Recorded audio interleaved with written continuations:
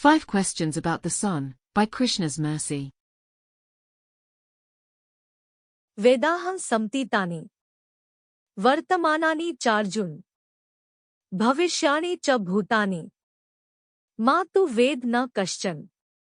Quote, O Arjuna, as the Supreme Personality of Godhead, I know everything that has happened in the past, all that is happening in the present, and all things that are yet to come. I also know all living entities, but me no one knows. Lord Krishna, Bhagavad-gita, 7.26. 1. Why is one sun responsible for heating the entire world? You are telling me this has never crossed your mind? You failed to notice that there is one object in the sky that stands out from the rest. You have never wondered why there is only one object responsible for heating the entire world. If you never thought about it before, take the time right now. Try to find a suitable answer. I will not rush you. Imagine that song from Final Jeopardy playing. I am open to anything. I am not insisting upon any sort of belief system. Take your time. I will wait patiently.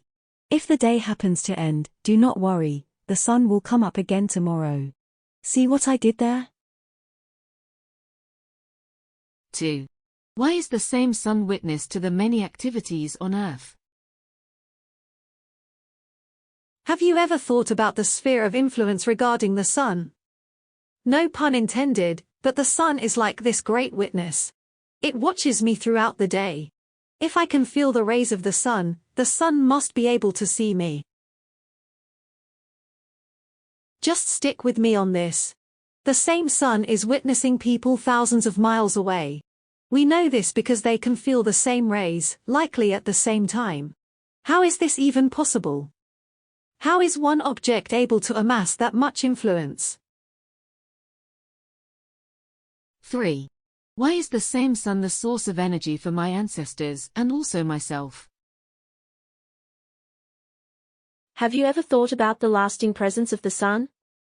It was around 100 years ago. The people roaming this planet received sunshine. That great object in the sky witnessed their activities. People thousands of years ago took advantage of the same sun. 4. Why did the sun not depart from this world in the manner that everyone else before me has? Okay, there are trees which stand there for hundreds of years. There are other living beings which manage to stay around. At the same time, we know the ultimate destiny.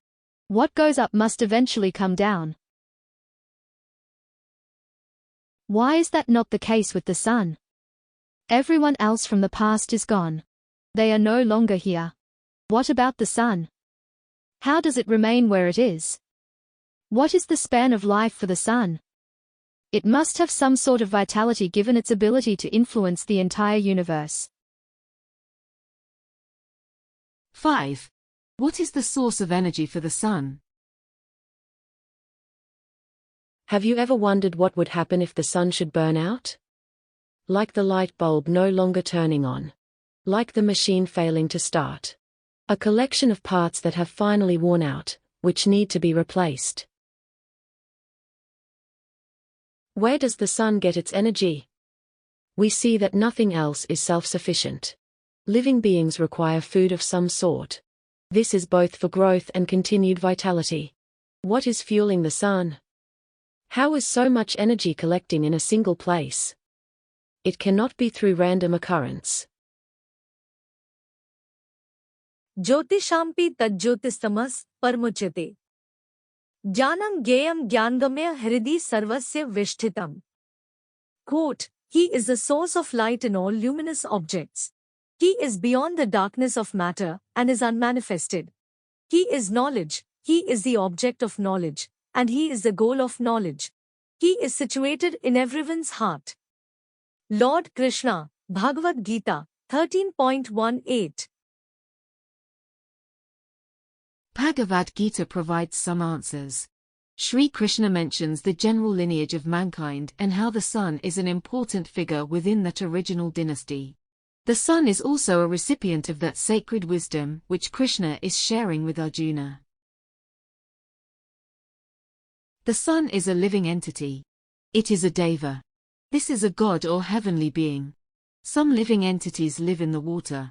Some fly through the air and some roam the earth. Some living entities have no arms, some have 2, and others have 4. There are both moving and non-moving beings. मयाध्यक्षेण प्रकृतिया सुईते सचराचरम हेतुनानेन कौन्ते जगद विप्रवर्तते. Quote, this material nature is working under my direction, O son of Kunti, and it is producing all moving and unmoving beings. By its rule this manifestation is created and annihilated again and again. Lord Krishna, Bhagavad-gita, 9.10. The variety extends to the potential in realms, as well.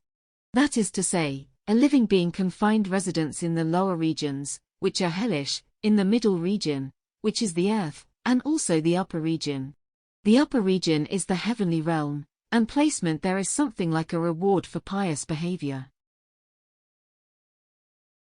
The explanation is that the sun is a god. It is a living entity. It heard Bhagavad-gita from Krishna, because there are many appearances in this world of the Supreme Personality of Godhead.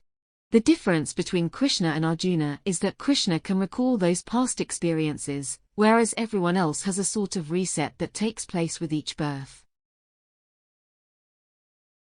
Shri Bhagwan Uvach Bahuni me vyatitani Janmani tav charjun Tane aham ved sarvani Natvam ved parantap. Quote, the blessed Lord said, many, many births both you and I have passed. I can remember all of them, but you cannot, O subduer of the enemy. Bhagavad-gita, 4.5. This is a long way of explaining that the fixtures within the universe are not placed there at random. If randomness were the original cause, then there would be many replicas of the sun. The same mechanism could be reapplied through a future event of randomness. No matter how many books a person has authored, how many credentials they receive from institutions of higher learning, or how intelligent they present themselves to be, they can never explain how randomness can create only a single sun. This is a way for any person, from any status of life, to challenge the sophistry of atheistic science theory. In closing, with credentials to share, of their journals made aware, with respected position standing, but only sophistry commanding, when randomness for creation saying, foolishness that just one sun displaying, otherwise the same randomness to repeat, their bogus philosophy to defeat.